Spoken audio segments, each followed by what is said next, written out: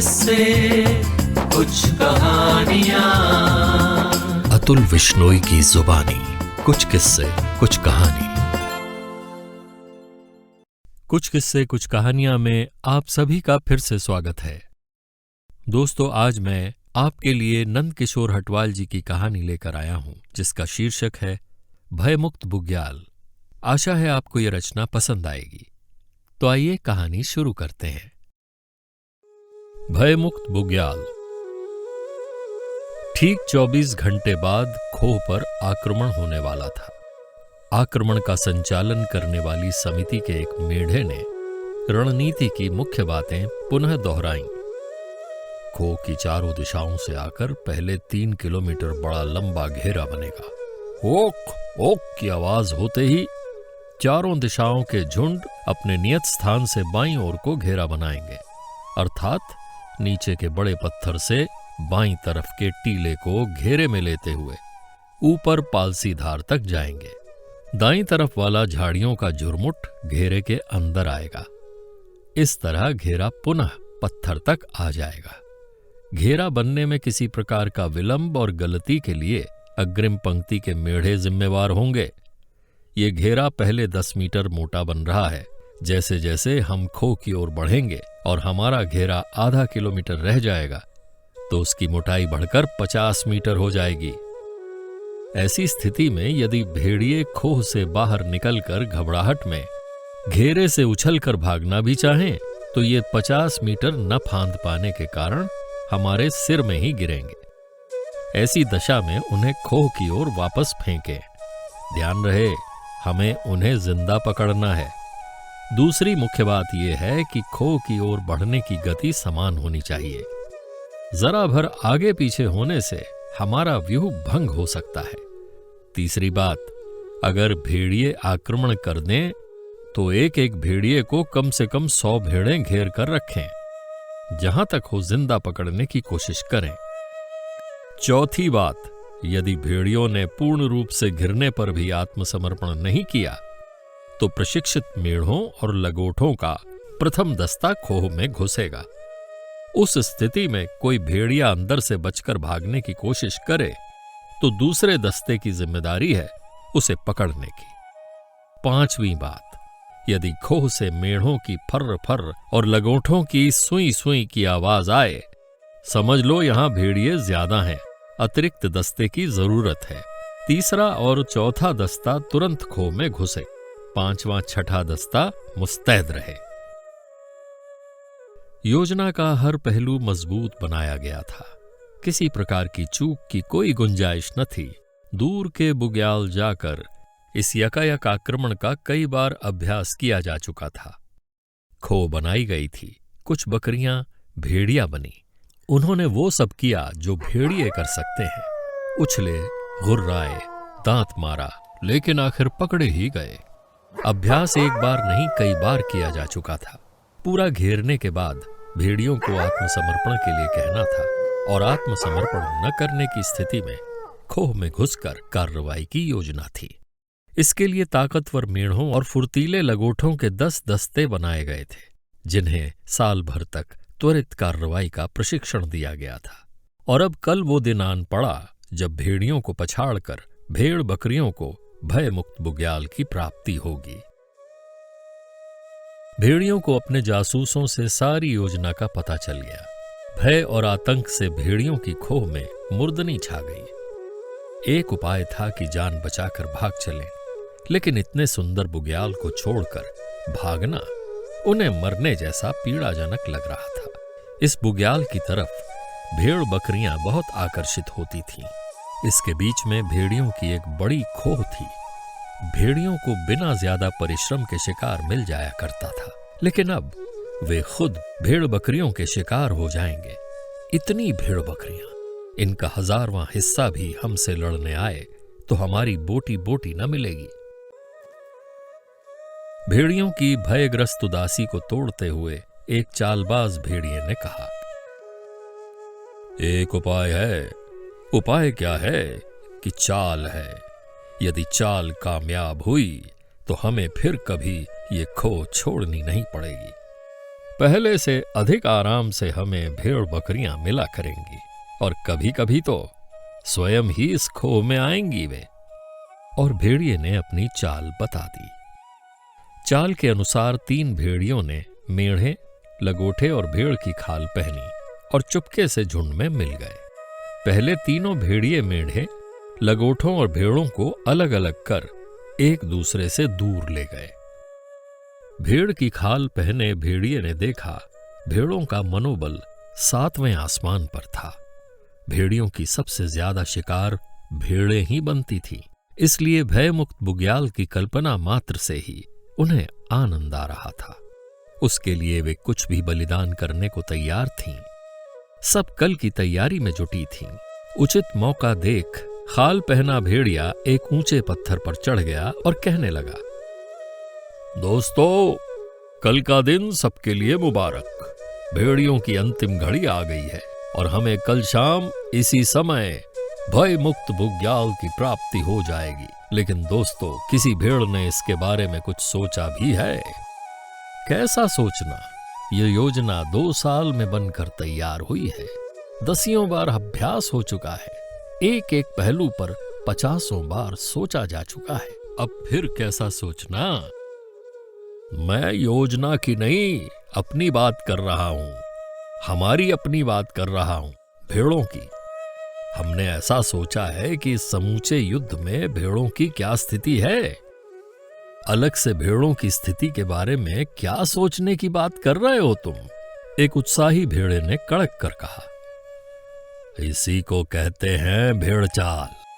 दुनिया में हम बदनाम इसीलिए हैं, न सोचना न समझना, कूद पड़ना गड्ढे में। जरा सोचो, अगर भेड़िए उछलकर हम भेड़ों के बीच गिरे तो क्या हम अकेले अपनी रक्षा कर पाएंगे? तुम्हें योजना का ठीक से पता नहीं। वो घेरा भेड़ चाल वाला घेरा नहीं, बाकायदा ठोस नीति के तहत बनाया गया है। 1 मेढ़ा, 6 लगोठे और 10 भेड़ें। इस क्रम में खड़े होकर घेरा बनेगा। भेड़िए कहीं भी पड़े तो हम उन्हें घेरेंगे, लगोठे उन्हें एकाएक दबोचेंगे और मेढ़े अपने मजबूत सींगों से उन पर वार कर उन्हें बेहोश कर देंगे। फिर उन्हें पकड़कर कैद करने की योजना है। बात समझिए, इस क्रम में खड़े होने पर भेड़ियों के हमारे ऊपर गिरने की 10 गुनी ज्यादा संभावना बनती है मेढ़ों की तुलना में। लगोठों की तुलना में हम भेड़ियों से 1.5 गुने अधिक असुरक्षित हैं। वे 6 हैं और हम 10। हम अपनी सुरक्षा के लिए पूर्ण रूप से मेढ़ों और लगोठों पर निर्भर बना दिए गए हैं। मतलब ये है कि हमें ये महसूस कराया जा रहा है कि हम अपनी सुरक्षा करने में स्वयं सक्षम नहीं हैं। दूसरी बात, देखिए, खो में घुसने वाले दस्ते में एक भी भेड़ शामिल नहीं की गई है। क्यों? क्योंकि मेढ़ों के सींग ज्यादा मोटे और खोपड़ी कठोर है, इसलिए भेड़ियों से लड़ने के लिए वे हमसे बेहतर हैं। लगोठे बेहद चपल और फुर्तीले होते हैं, इसलिए उन्हें त्वरित कार्रवाई के लिए सही पाया गया। ये बात अभ्यासों से साबित हुई है। हमारी संख्या अधिक है, इसलिए हम खो के बाहर घेरा डाले रहेंगे। मेढ़े थोड़े ही घेर पाएंगे पूरी खो। भेड़ों को अपनी योजना पर बिल्कुल संदेह न था। कुल मिलाकर हमें हर जगह 2 दर्जे का काम दिया गया है। भेड़िया कहने लगा, हम कम ताकतवर नहीं हैं। यदि हमारी ताकत को हमारी संख्या से गुणा कर दिया जाए तो हमारी ताकत मेढ़ों से कई गुना अधिक बढ़ेगी। खो में यदि हम 1 मेढ़े के बदले 10 जाते तब भी हमारी ताकत कम ही होती क्या? लेकिन तुम यहां मेढ़ों और भेड़ों की बात अलग अलग क्यों करने लगे? एक भेड़ ने पूछा। भेड़िया बोला, जरूरी है, कल के दिन यदि हमें भयमुक्त बुग्याल मिल भी गया तो ये मेढ़े हमें जीने नहीं देंगे। हरी हरी घास खुद चरेंगे और हमें सींगों से मार भगाएंगे। रोब जताएंगे हम पर कि उन्होंने भेड़ियों की खोह में घुसकर जो कार्रवाई की है उसी का पुरस्कार है ये भयमुक्त बुग्याल। हमारा जीना हराम कर देंगे ये। तब लगोठे भी उन्हीं का साथ देंगे। उस स्थिति में आज से ज्यादा आतंकित रहेंगे हम। भयमुक्त बुग्याल भेड़ियों से ही नहीं, मेढ़ों और लगोठों से भी भयमुक्त रहे, इसके लिए क्या सोचा है आपने? सब भेड़ें चुप रहीं। यही भेदभाव घेरा बनाने में भी किया गया है। कहा गया है कि घेरे की अग्रिम पंक्ति में सिर्फ घुमावदार सींगों वाले मेढ़े ही रहेंगे, उनके पीछे 6-6 लगोठे, और हम भेड़ें यहां भी सबसे पीछे। अब आप सोचिए कि अगर ये जीत हुई भी तो इसमें हम कहां पर हैं? और हम कहीं नहीं तो आप ये मानते हैं कि विजय का सुख ये मेढ़े और लगोठे हमें भी भोगने देंगे? लेकिन हमें क्या करना चाहिए? भेड़ियों को तो किसी भी हालत में हमें इस बुग्याल में नहीं रहने देना है, एक भेड़ ने कमजोर स्वर में कहा। भेड़िए ने नकली आक्रोश दिखाकर कहा, भेड़िए यहां से भगाए जाएंगे और निश्चित भगाए जाएंगे, लेकिन इससे पहले हमें योजना में कुछ परिवर्तन कराना है। पहला ये कि हमें खोह में त्वरित कार्रवाई वाले दल में मिलाया जाए। 1, 6 और 10 के अनुपात में हम वहां भी ज्यादा हों। पर उस दल ने तो साल भर का प्रशिक्षण लिया है, ऐसे में खोह में त्वरित कार्रवाई असफल हो जाएगी। भेड़िए बच निकलेंगे, हम भेड़ें बेमौत मारी जाएंगी। यही तो मेरा प्रश्न है कि हमें प्रशिक्षण क्यों नहीं दिया गया? इसलिए कि कल के बाद हम मेढ़ों और लगोठों से दबे रहें। हम जाएंगे, बिना जानकारी के ही जाएंगे, खोह में घुसेंगे और अपनी बलि देंगे। कायरता हमारे लिए कलंक है, हमारी पूरी प्रजाति इससे बदनाम हो रही है। इस विजय में हमें कहीं अपना झंडा गाड़ना है तो जो मैं कह रहा हूं वो करो। उधर लगोठों के झुंड में लगोठे की खाल पहने भेड़िया सक्रिय था। सबसे पहले तो हमें इस बात पर गौर करना चाहिए कि यह घेरा 1, 6 और 10 के अनुपात में क्यों बनाया गया। भेड़ों के साथ हमें मिलाकर हमारी अलग पहचान खत्म करने की कहीं कोशिश तो नहीं की जा रही है। भेड़ों की भेड़ चाल के साथ तो हम बिल्कुल नहीं चल सकते, हम अलग झुंड बनाकर चलेंगे। आप सोचो, कल के दिन यदि विजय मिली तो ये निकम्मी भेड़ें कहेंगी कि विजय उन्होंने दिलाई। वे ये भी कहेंगी कि वे ज्यादा हैं, इसलिए भयमुक्त बुग्याल पर उनका ज्यादा अधिकार बनता है। कल ये कायर भेड़ें दावा करने लगेंगी कि वे भी बहुत वीरता से लड़ी। तब हमारे पास अपने शौर्य को साबित करने का कोई प्रमाण नहीं होगा। हमारा अलग झुंड होगा तो हमारी शान ही निराली होगी और इन भेड़ों की झूठी वीरता की पोल भी खुल जाएगी, ताकि कल के दिन हमारे सामने ये सर उठाकर न चल सकें, क्योंकि हम भेड़ों से ज्यादा ताकतवर और मेढ़ों से बहुत अधिक हैं। इसलिए भयमुक्त बुग्याल पर हमारा एक छत्र शासन चलेगा।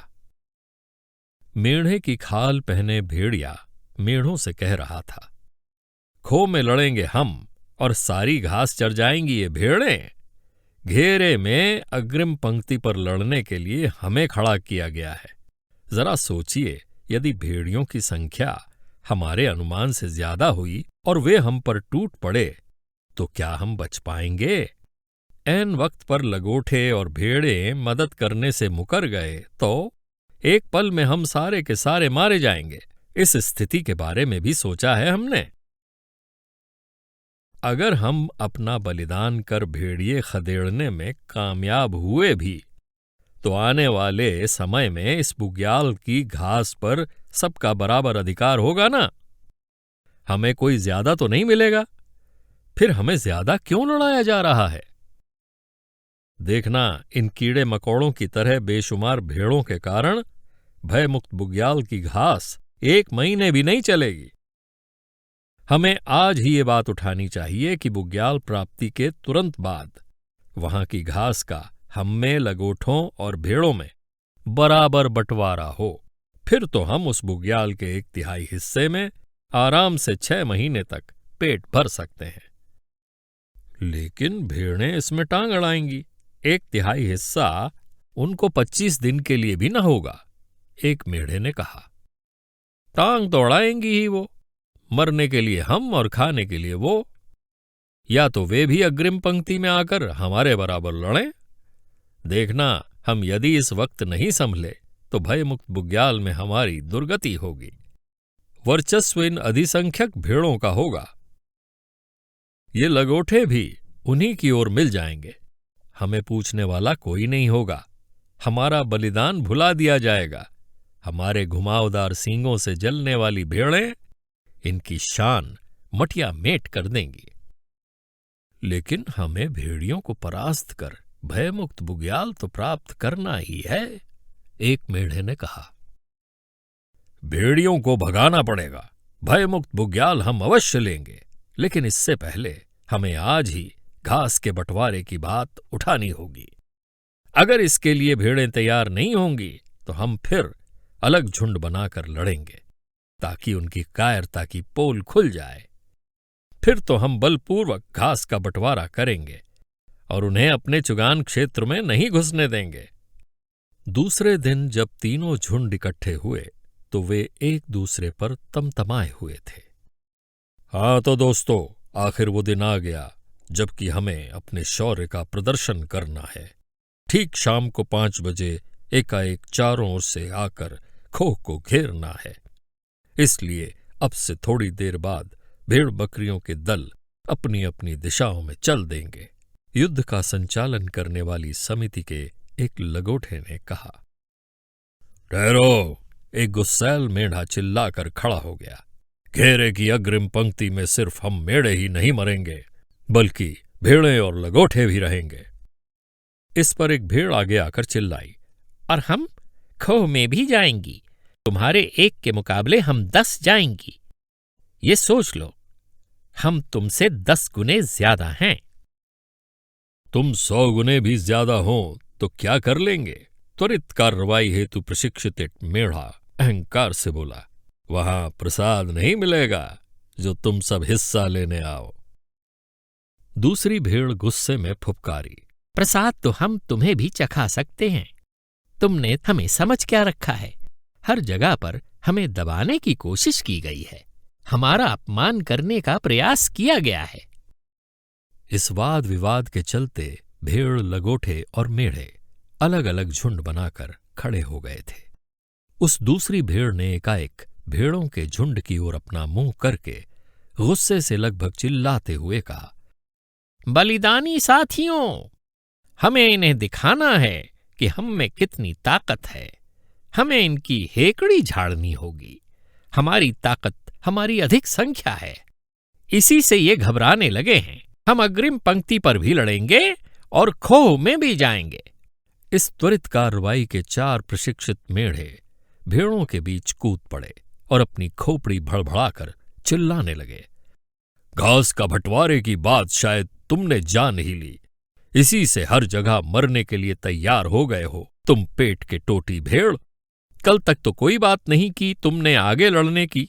घास के बंटवारे की बात चली तो अब आगे से लड़ने का नाटक भी करने को तैयार है।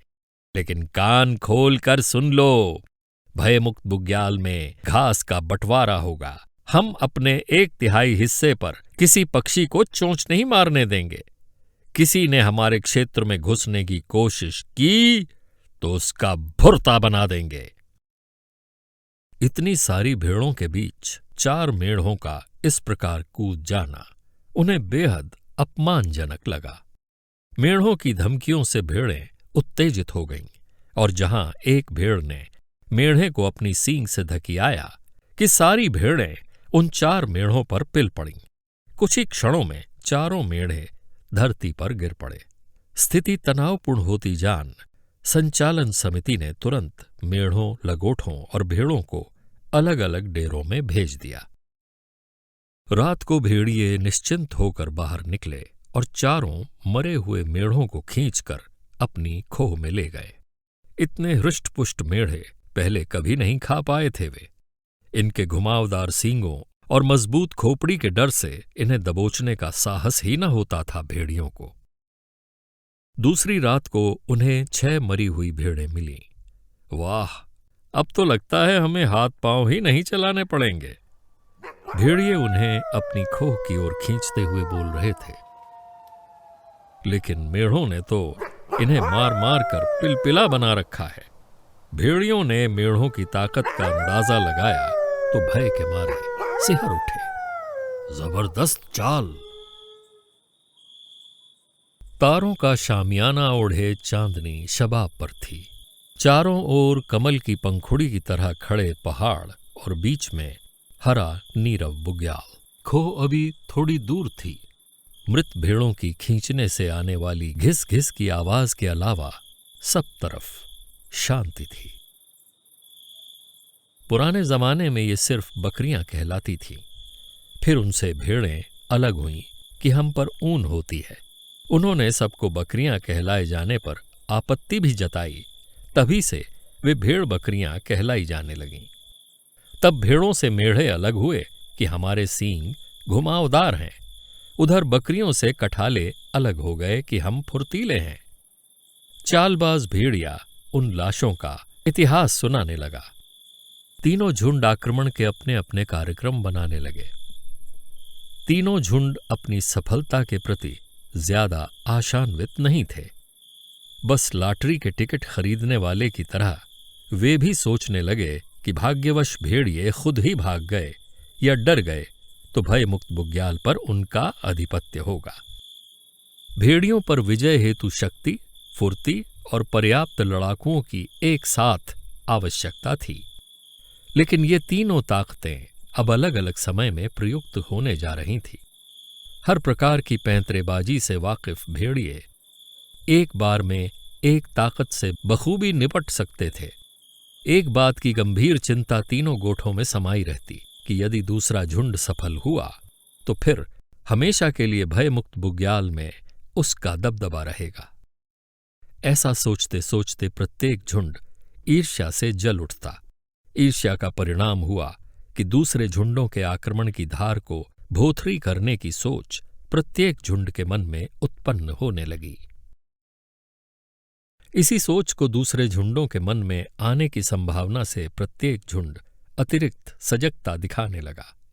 प्रत्येक झुंड की अधिकांश शक्ति दूसरे झुंडों की टोह लेने, उनकी प्रत्येक हरकत को संदेह से देखने, इस काल्पनिक संदेह के प्रति सजगता बरतने, अपनी रणनीति को गोपनीय रखने में ज्यादा खर्च होने लगी।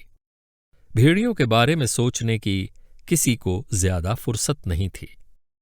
अकेले की सफलता के प्रति ज्यादा आशान्वित न होने के कारण इसकी जरूरत भी न होती उन्हें।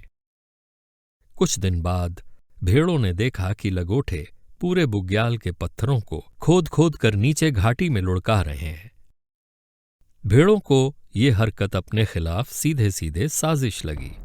भेड़ों की रणनीति का एक हिस्सा था पूरे बुग्याल के पत्थरों के ढेर खोह के नजदीक इकट्ठा करना, और भेड़ियों को चुनौती के बाद भी आत्मसमर्पण नहीं किया तो खोह को पत्थरों से पाट देना। यद्यपि ये कार्रवाई अंदर घुसकर की जाने वाली कार्रवाई की तरह वीरतापूर्ण नहीं थी, लेकिन भेड़ों को अपने हिसाब से इसमें सफलता की ज्यादा संभावनाएं नजर आईं। खोह में घुसकर कार्रवाई करना उन्हें सीधे सीधे मौत के मुंह में जाना लगा। इसलिए वे इस बात से बहुत बौखला गए कि लगोठों ने उन पर नजर रखने के लिए अपने जासूस लगा रखे हैं। उन्हें लगा कि लगोठे उन्हें खोह में घुसकर कार्रवाई करने के लिए उकसाना चाहते हैं ताकि वे सब मारी जाएं। भेड़ों ने लगोठों को पत्थर लुढ़काने से रोका, पर लगोठों ने अपना काम जारी रखा। लगोठों की रणनीति में भेड़ियों का पीछा करना भी शामिल था। भागते समय पत्थरों में उनके खुर न फिसलें, इसलिए वे पत्थरों को उखाड़ने में लगे थे। जहां पर से पत्थर उखाड़ा वहां पर गड्ढा छोड़ दिया गया और उसमें दलदल बना दिया गया ताकि भेड़ियों के पैर उसमें या तो फंस जाएं या उनकी गति कम होकर उनको पकड़ने में सुविधा हो। लेकिन भेड़ों का उन्हें रोकने का मतलब उनकी रणनीति को सीधे सीधे विफल करना था। इस बीच लगोठों में ये भी धारणा बन गई थी कि भेड़ों के बस में खोह के नजदीक फटकना भी नहीं है, इसलिए वे अब हमसे सिर्फ द्वेष भाव रखेंगे। लगोठों ने तय किया कि अगर उन्हें अपने आक्रमण को सफल बनाना है तो राह के इन कांटों को भी साफ करना होगा। भेड़ों ने हस्तक्षेप किया तो लगोठों ने उन्हें अपने रास्ते से हटने की अंतिम चेतावनी दी। अपनी अपनी रणनीति की गोपनीयता के मामलों में सतर्क दोनों गुटों ने कुछ भी लीक नहीं होने दिया कि वे क्यों पत्थर उखाड़ रहे हैं या उन्हें क्यों पत्थर उखाड़ने पर ऐतराज है। भेड़ों को पूरा विश्वास हो गया कि यह कार्य सिर्फ उन्हें नीचा दिखाने के लिए किया जा रहा है, तो लगोठों को अब इसमें कोई संदेह नहीं रहा कि भेड़ें उनकी रणनीति को हर प्रकार से विफल करने की कोशिश कर रही हैं। भेड़ों ने भेड़ियों को सबक सिखाने से पहले लगोठों को धूल चटाने की सोची, तो लगोठों ने पत्थरों के साथ साथ राह के इन कांटों को भी साफ करने का इरादा बना लिया। सभी भेड़ें लगोठों पर टूट पड़ीं। लगोठों ने करारा जवाब दिया। इस खूनी संघर्ष में भेड़ों और लगोठों की असंख्य लाशें बुग्याल में बिछ गईं। रात को भेड़िए बाहर निकले और लाशों से पटे उस सुरम्य बुग्याल को देखकर प्रसन्न हो गए। प्रति रात्रि भेड़िए बाहर निकलते तो कोई न कोई मरी हुई भेड़, लगोठा या मेढ़ा उन्हें जरूर मिल जाता। वैसे भेड़ियों को अब इनका ताजा खून पीने में ज्यादा मजा आने लगा था। अंदरूनी टूटन से कमजोर पड़े हृष्ट पुष्ट घुमावदार सींगों के मेढ़ों को बेतहाशा दौड़ाते हुए उनका ताजा खून पीना, चपल लगोठों को चौकड़ी भराते हुए, उन्हें उछालते हुए, तड़पाते हुए उनका ताजा तरीन मांस खाना और भेड़ों को बिना मारे उनकी आंतें खींचना कितना आनंददायी था भेड़ियों के लिए। लंबे समय तक भेड़ियों के आतंक का साम्राज्य रहा उस बुग्याल पर। एक दिन चालबाज भेड़िए ने कहा, दुनिया सभ्य हो गई है, इनको हम पाल भी सकते हैं मुर्गियों की तरह, जैसे पिग फार्मिंग होती है। फिर ये रात वात को बाहर निकलना, खोह में रहना, चुपचाप छुपकर पीछे से वार करना सब बंद। हमें इस बुग्याल को भयमुक्त बनाना है, नो डर भगदड़ एट ऑल। तब सरकार बना ली भेड़ियों ने। भेड़ों, कठालों और मेढ़ों को उचित प्रतिनिधित्व मिला। इस बीच खाड़ू, बाल्ले, बोकटिया, चंखे आदि इतने सारे विभाजन हो गए थे कि गिनना मुश्किल। उनको भी सरकार में शामिल किया। सरकार क्या, भेड़ियों ने एक वर्ग पहेली बनाई है। पहेली ना हो हल, ऐसे नियम कानून व्यवस्थाएं हैं, न्यायवाय है। वर्ग के अंदर वर्ग और उसके अंदर भी वर्ग। इनमें वोटर हैं, बढ़े तो नसबंदी है, कम हो तो टीकाकरण। चुनाव है, उन्हें चुने तो वो भेड़िए, इन्हें चुने तो ये भी भेड़िए। टोटल भेड़ बकरियों को गिने तो संख्या बहुत है। खूब सारे वोट हैं, दुनिया के सबसे ज्यादा वोट हैं। संख्या ज्यादा है पर ताकत कम। भेड़िए मुष्टंड हो रहे हैं, ताकतवर, फुर्तीले, आक्रामक, आधुनिक हैं। बुद्धि चातुर्य में वृद्धि है। काम न धाम, चिंता न मेहनत, आराम का खाना है। कहाँ खोह में रहते थे, अब महलों में रहना है। और अंत में भेड़िए सुखपूर्वक रहने लगे।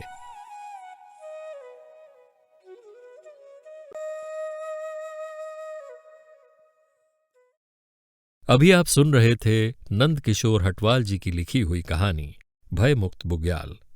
आशा है आपको ये रचना पसंद आई होगी। दोस्तों, यदि आपने हमारे YouTube चैनल कुछ किस्से कुछ कहानियां को अभी तक सब्सक्राइब नहीं किया है, तो मेरी आपसे गुजारिश है कि इसे तुरंत सब्सक्राइब कर लें। और हाँ, कमेंट सेक्शन में अपने सुझाव और टिप्पणी देना ना भूलें, ताकि हम इस कार्यक्रम को और अधिक मनोरंजक बना सकें।